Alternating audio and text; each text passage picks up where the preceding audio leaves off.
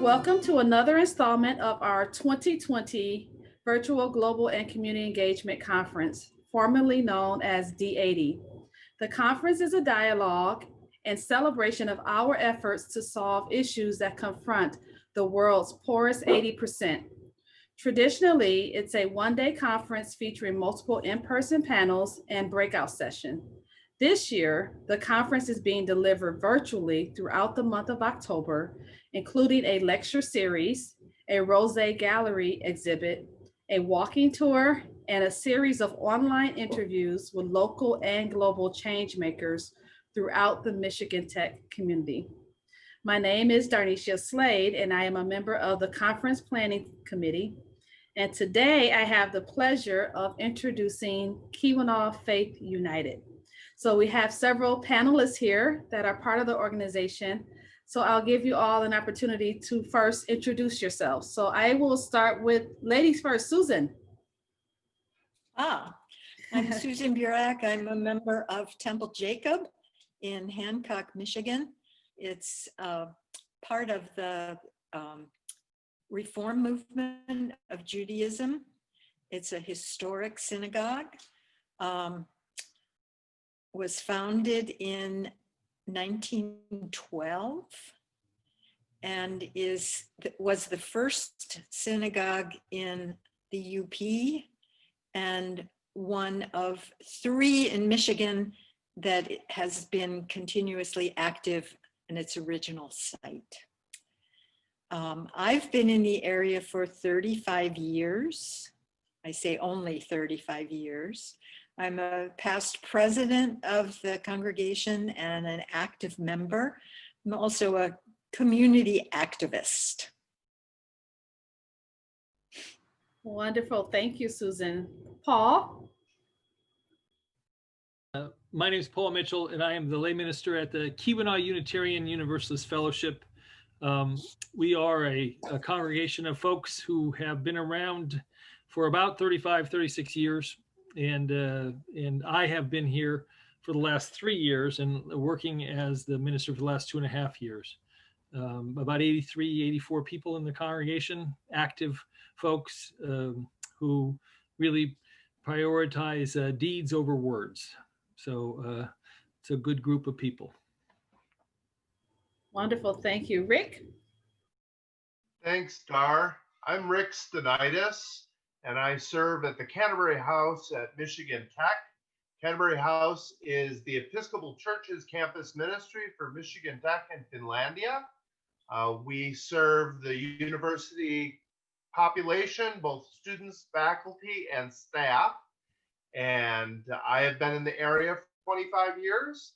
And our Canterbury House is located in the Episcopal Diocese of Northern Michigan, and also affiliated with Trinity Episcopal Church in Houghton. Thank you. Thank you. And Bucky? Hi, I'm Bucky Beach. I'm the pastor at Good Shepherd Lutheran Church and Lutheran Campus Ministry in Houghton. We have been here as a congregation since 1960. It started as an outreach to the Houghton community, which basically meant Michigan Tech and students and employees and of a variety of kinds. I've been here, I think, about 17 years. I've been in the area for 25. I was at Finlandia and Suomi College for about 7 years prior to coming over here. And then I just lost my train of thought. Does that answer your question? I think you covered it. Thank you so much. Right. But I do want to transition to the first question, Bucky. And if you want to take a few minutes to tell us a little bit about what Keweenaw Faiths United is all about. Yeah, I'd be happy to.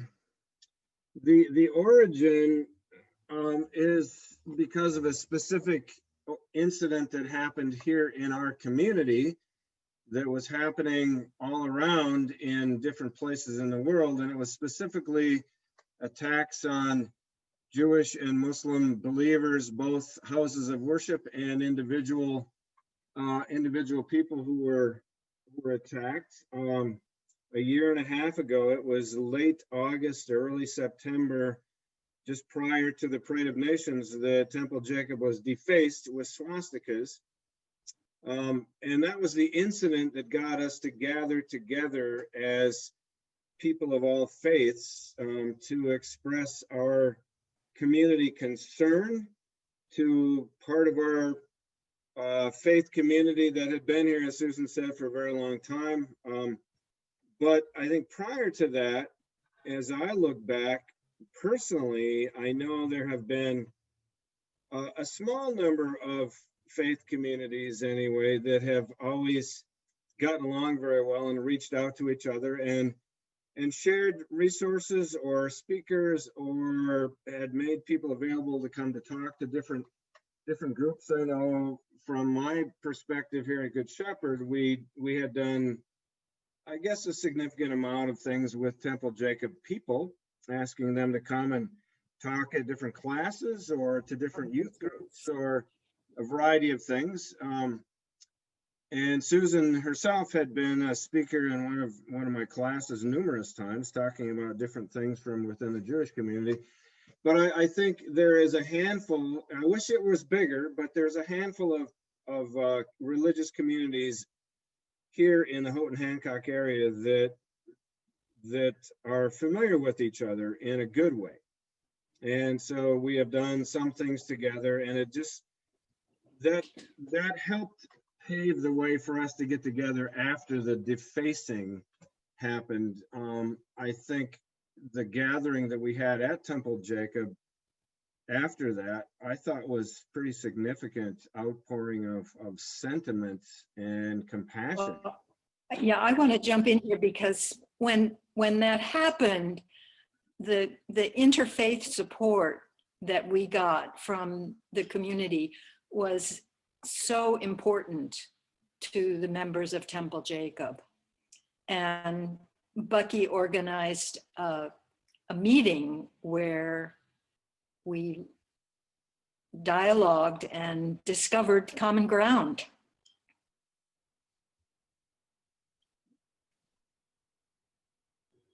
And I don't know if Susan is frozen, but what do you believe that meant to see like interfaith community come together and support Temple Jacob at that time?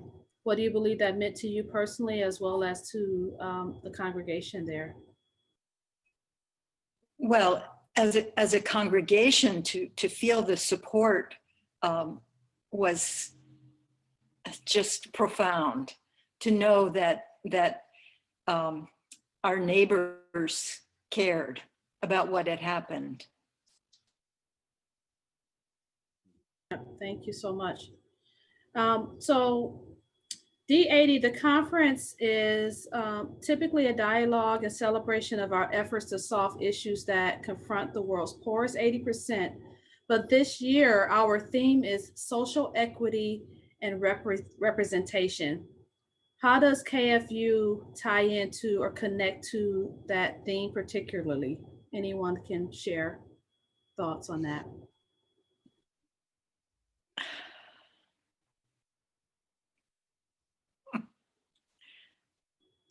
Who's going to jump in? Well, social equity and representation, I think we can start with sort of the popular publicity effort that KFU has undertaken this last year that is many faiths, one community. And it is paramount in that lawn sign that you will see scattered about the community is the idea of the equity, social equity and representation within our communities of faith and within our broader community here. So I think that's one facet of your question that I think we have a tangible, albeit small, publicity outreach effort that is trying to, as Susan said, begin dialogue within the community around those elements of social equity and representation. Thanks, Paul. We all share the golden rule, no matter what faith we are part of. And making a difference where we are is certainly part of Judaism, tikkun olam, healing the world in whatever way we choose to make that happen. From a Some of the standpoint- things that KFU has. Go ahead, Rick. I was just sorry, excuse me. I was just going to say from a standpoint of the Episcopal Church and Christian baptism, our call of a baptized individual to respect the dignity of every human being. So we at Canterbury House and all of us in the Keweenaw Faiths United group respect each other, respect the dignity of each other and of our community. And we fully believe that being at peace together as a community is a job that we want to put our whole effort into. Thanks, Susan. Susan, did you want to add something additional? Well, we should talk about some of the programming that we've done for Martin Luther King Day and before the COVID-19 stopped us. We were planning on discussing a book about Abraham, the father of three faiths. And we are working on becoming a community of peace, part of an international effort. And Bucky, we should talk about our training that's coming up. Yeah, Paula, you can jump in here too, because you're the kind of the primary person on that, but we decided that we wanted to well, let me go back a little bit. One of the things that I don't know that the people who get involved in social action, it seems to be in our community are pretty consistently us and a lot of people that don't consider themselves members of any congregation. But if there's a march, where the likely suspects are denominations, there's going to be a lot of people from our traditions that are probably out there. Whether it's Black Lives Matter or when some of the international regulations were being changed that dealt with international students and staff and faculty at Tech, there was a lot of uproar about that, and our communities were involved in that.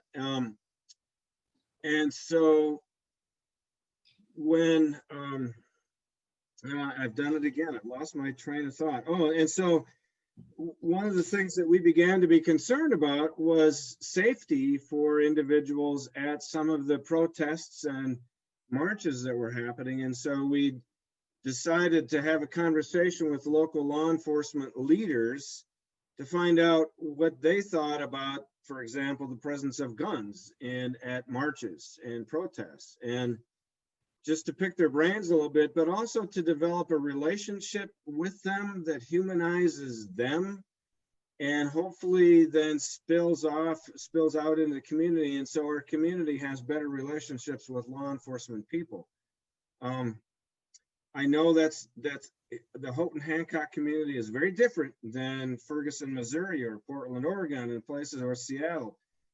We have a distinct advantage right now, and I think it's something that I've seen as working with the Houghton Police Department for a number of years, kind of as an ad hoc chaplain, and I've developed relationships with some of our law enforcement people, and I want that to be something that we can foster and do well as a community, and that's have relationships with people that are normally considered to be on the other end of the spectrum as far as adverse relationships. And I don't want that to happen here. And so I think it was Paul's idea to really kind of run with this. And when we had this conversation, they brought up that maybe we could do some de-escalation training or continue to have another panel discussion in our community that is going to be happening next Tuesday, not Wednesday, Tuesday, the 27th. And Paul has been the mover and shaker on that one, doing all the legwork on it. So Paul, if you want to jump in. please do. Just one bit of expansion on the overall concept, although I endorse and agree with Bucky's statements about our local ability to have relationships with the police that can be functional and important. It also is part of this public community discussion is to make sure that we before this very tumultuous election, that we have some statement of community expectations on behavior, that broader community brings up those kind of behaviors. And so maybe it's not legalistic. Maybe we can't preclude people from bringing guns based on a law bringing guns to a protest, but we can bring with us a community expectation of how we're going to react to each other. And so that, I'll say it, it's, you would be ostracized from the community if you acted badly, you know what I mean? But we have to say that before the problem happens. Otherwise, it's just a bunch of hand wringing after the problem happens. So the really progressive part of what is happening right now is that we're talking about it beforehand. And that's, wonderful powerful. And again, I want to link back to what Bucky said. When we had that first conversation with those 4 or 5 law enforcement people, they took the floor. They had things to say. They hardly needed to be prompted. And so that was sort of gratifying in a way. That's the beginning of that community discussion. So anyway, that's all I would add there.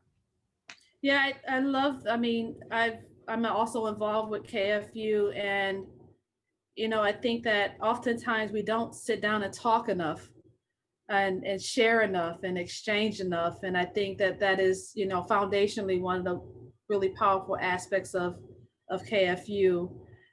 Tell me a little bit about how you got involved with this work, or why you got involved with this work, and maybe how it has impacted you personally, or even if you want to share maybe how you believe it has already impacted the local community. Any aspect of that you'd like to address.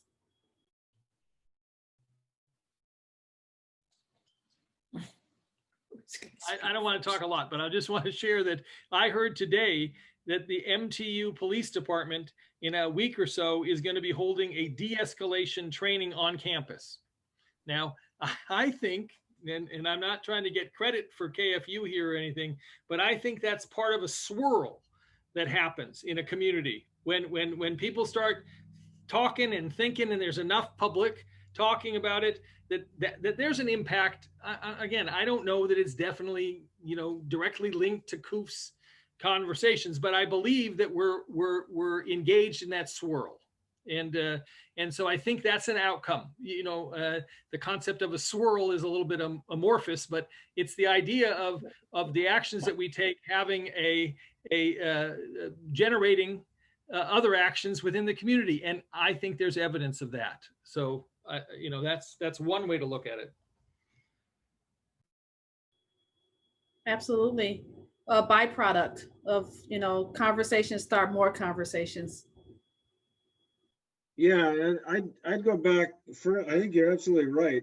I'd go back further. Susan, you can go back further than I can here in this community, but one of the profound things that affected my ministry, I think, was 9/11. And what happened, I was teaching world religions at the time, and I've taught it many, many times since, and that gave me an opportunity to get to know people from the Jewish community, from the Muslim community, from the Hindu community, from the Buddhist community. And so I was always reaching out, trying to find resources, and developing relationships with people, especially during a crisis time like 9/11, I think really paid off in the sense that somebody was able to, because they'd made contact, and I'm not taking credit for this, I'm just saying it was part of the deal, was I knew some individuals, and I was able to get people together to talk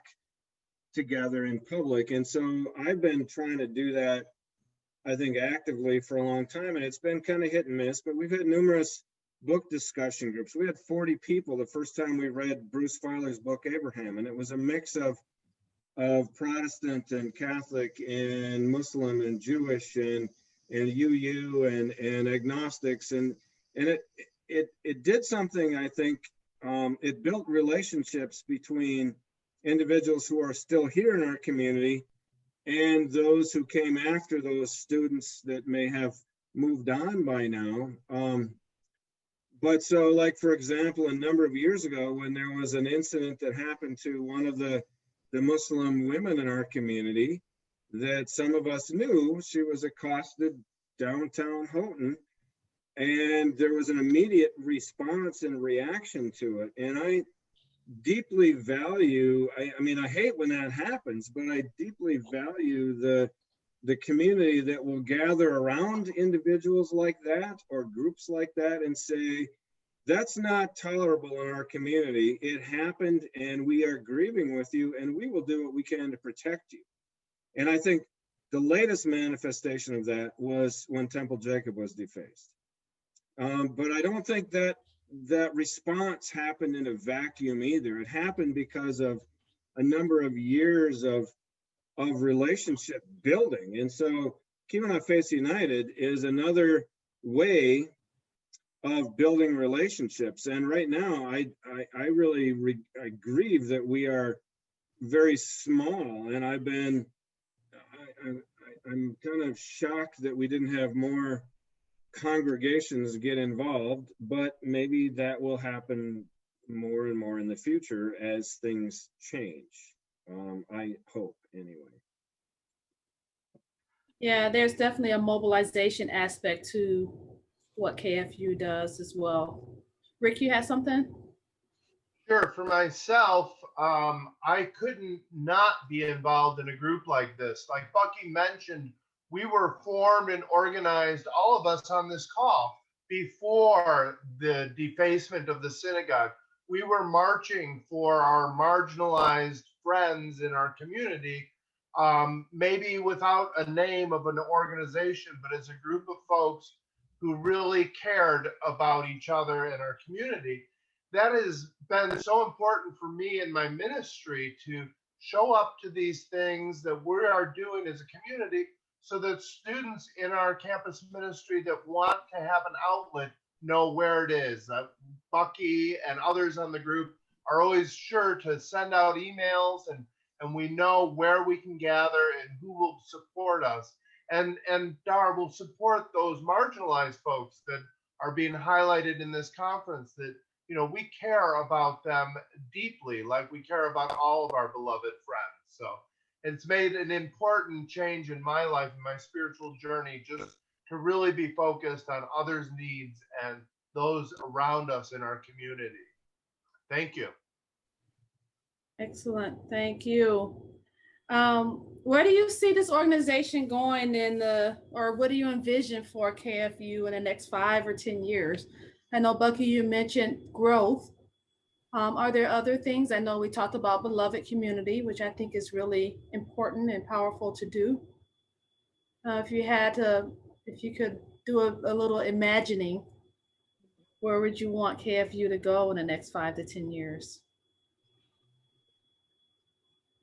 Well, I guess the most obvious thing for me, and it is the International Cities of Peace designation, because it's not just a designation, it's working toward the goal. And I think it was Paul that recently said another check mark that we can put down is working with local law enforcement. You know, that's another way of our communities coming together in a peaceful way.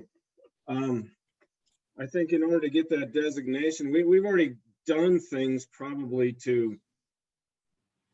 enough to get the attention of the organization, but you know, we went to both city councils, we went to Rotary clubs on both sides of the canal, and everybody was in favor of it.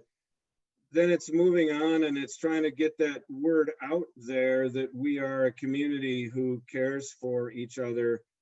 And then, but there's some real difficult things that I think we could also be looking at doing. And one of them is religious conversations, religious dialogue, learning to listen to our neighbors who don't have the same way of looking at things. So maybe in the future there could be, we did talk about doing that, and then like Susan pointed out, you know, pandemic stopped us from having fishbowl conversations, for example. And I am very nervous about doing things like that, but it's where we need to go, and that's have conversations specifically with people that do not agree with the way that we might approach something.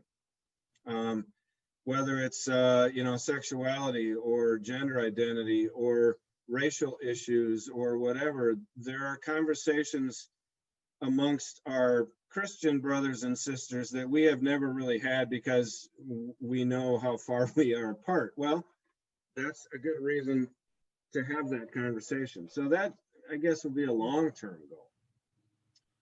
You know? Yeah, that's definitely a way to define diversity. And we just try to steer away from those conversations instead of, you know, talking about them and coming to mutual understanding and respect for one another, for sure. The other thing that I think is powerful about what we're doing and what's happening with KFU right now is we're not assuming that this community is not exempt from something that can really be tragic in the way of getting some national coverage, right? And so I love, like what Paul was saying, being preemptive and setting up systems in advance to protect our community, and not assuming, oh, it's a small town and this doesn't normally happen here. These things can happen anywhere, and being able to come together to mobilize and support is really, really powerful. So to wrap up our time today, I wanted to see if anyone had a takeaway that you'd like others to know about KFU that we haven't maybe shared, or any final thoughts you'd like to share.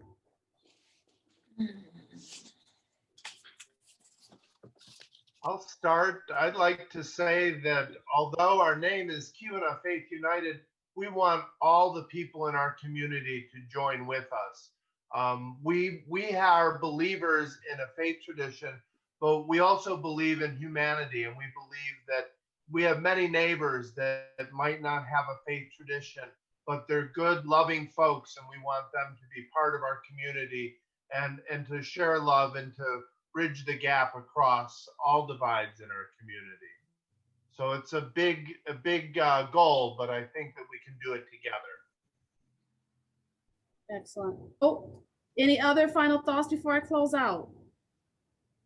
Yeah, I think, you know, there's so many positive things that are happening right now, but we've got some tough times ahead. I think as communities, we are being torn apart, and we need to find ways to be preemptive, as Paul said before, and do some things to heal, to do some healing before it you know, gets out of hand, I think. And so this is just one way to find many ways to do that. It's going to take all of us together.